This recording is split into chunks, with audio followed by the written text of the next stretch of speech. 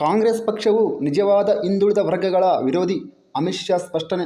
ಸಂವಿಧಾನವನ್ನು ಬದಲಿಸುವ ಪ್ರಶ್ನೆಯೇ ಇಲ್ಲ ಎಂದು ಚುನಾವಣಾ ರ್ಯಾಲಿಯಲ್ಲಿ ಪ್ರಧಾನಿ ನರೇಂದ್ರ ಮೋದಿ ಅವರು ಸ್ಪಷ್ಟಪಡಿಸಿದ್ದಾರೆ. ಬೆನ್ನಿಗೆ ಪ್ರಧಾನಿ ಮೋದಿ ಅವರು ಸಂವಿಧಾನ ಹಾಗೂ ಮೀಸಲು ಬೆಂಬಲಿಗರು ಎಂದು ಕೇಂದ್ರ ಗೃಹ ಸಚಿವ ಅಮಿತ್ ಶಾ ಹೇಳಿದ್ದಾರೆ. ರಾಜಸ್ಥಾನದ ಅಲ್ವಾರ್ ಜಿಲ್ಲೆಯ ಹರ್ಸುಲಿಯಾದಲ್ಲಿ ಬಿಜೆಪಿ ಅಭ್ಯರ್ಥಿ ಭೂಪೇಂದ್ರ ಯಾದವ್ ಪರವಾಗಿ ಚುನಾವಣಾ ರ್ಯಾಲಿಯಲ್ಲಿ ಪಾಲ್ಗೊಂಡು ಶನಿವಾರ ಮಾತನಾಡಿದ ಸಚಿವ ಅಮಿತ್ ಶಾ, ಮೀಸಲಿಗೆ ಪ್ರಧಾನಿ ನರೇಂದ್ರ ಮೋದಿ ನೀಡಿದ ಬೆಂಬಲವು ಬಹಳ ದೊಡ್ಡದು. ಹೀಗಾಗಿ ಮೀಸಲನ್ನು ಬಿಜೆಪಿ ಎಂದಿಗೂ ಮೊಟಕುಗೊಳಿಸುವುದಿಲ್ಲ ಎಂದು ಹೇಳಿದ್ದಾರೆ.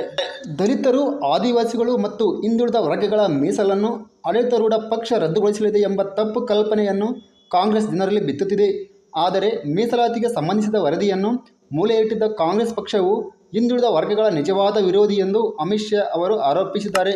ಮಂಡಲ ಕಮಿಷನ್ ವರದಿಯನ್ನು ಬಹಿರಂಗಗೊಳಿಸಲಿಲ್ಲ. ಹಿಂದುಳಿದ ವರ್ಗಗಳ ಸೂಕ್ತ ಸ್ಥಾನಮಾನ ಕೊಡಲು ನರೇಂದ್ರ ಮೋದಿ ಅವರೇ ಬರಬೇಕಾಯಿತು. ಕೇಂದ್ರ ಸರ್ಕಾರದ ನೇಮಕಾತಿಯಲ್ಲಿ ಹಿಂದುಳಿದ ವರ್ಗಗಳ ಶೇಕಡ 27ರಷ್ಟು ಮೀಸಲಾತಿಯನ್ನು ಮೋದಿ ಸರ್ಕಾರ ಕೊಟ್ಟಿದೆ.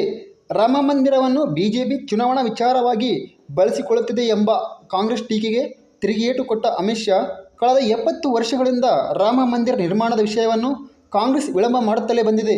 ಅಷ್ಟಲ್ಲದೆ ವಿಷಯಾಂತರ ಮಾಡುತ್ತಿತ್ತು. ಆದರೆ 500 ವರ್ಷಗಳ ನಂತರ ಬಾಲರಾಮನ ಮೂರ್ತಿ ಪ್ರತಿಷ್ಠಾಪನೆ ಮೂಲಕ ರಾಮ ಮಂದಿರ ನಿರ್ಮಾಣದ ಕನಸು ಮೋದಿ ಸರ್ಕಾರವು ನನಸು ಮಾಡಿದೆ. ರಾಮನವಮಿಯಂದು ರಾಮನ ಜನ್ಮದಿನವನ್ನು ಇನ್ನಷ್ಟು ಸಂಭ್ರಮದಿಂದ ಆಚರಣೆ ಮಾಡಬೇಕೆಂದು ಅಮಿತ್ ಶಾ ಅವರು ತಿಳಿಸಿದ್ದಾರೆ.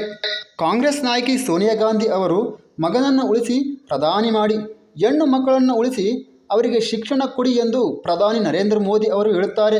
ಆದರೆ ಕಾಂಗ್ರೆಸ್ ಮಾತ್ರ ಮಗನನ್ನು ಉಳಿಸಿ ಪ್ರಧಾನಿ ಮಾಡಿ ಎನ್ನುತ್ತಿದೆ ಎಂದು ಪರೋಕ್ಷವಾಗಿ ಕಾಂಗ್ರೆಸ್ ನಾಯಕ ರಾಹುಲ್ ಗಾಂಧಿಗೆ ಶಾಕ್ ಹುಟ್ಟಿದರು. ಕಾಂಗ್ರೆಸ್ ನಾಯಕಿ ಸೋನಿಯಾ ಗಾಂಧಿ ಅವರು ಸಂಪೂರ್ಣ ಗಮನ ಮಗನನ್ನು ಪ್ರಧಾನಿ ಮಾಡುವುದು ಆಗಿದೆ ಹೊರತು ದೇಶದ ಮಗ ಹಾಗೂ ಮಗಳನ್ನು ಪ್ರಧಾನಿ ಮಾಡುವುದಲ್ಲ.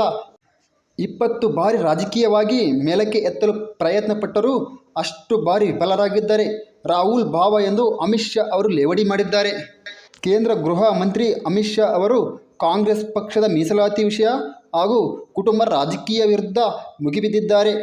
ಈ ವಿಡಿಯೋ ಇಷ್ಟವಾದರೆ ಲೈಕ್ ಮಾಡಿ, ಶೇರ್ ಮಾಡಿ, ಸಬ್ಸ್ಕ್ರೈಬರ್ ಮಾಡಿ. ಧನ್ಯವಾದಗಳು ಸ್ನೇಹಿತರೆ.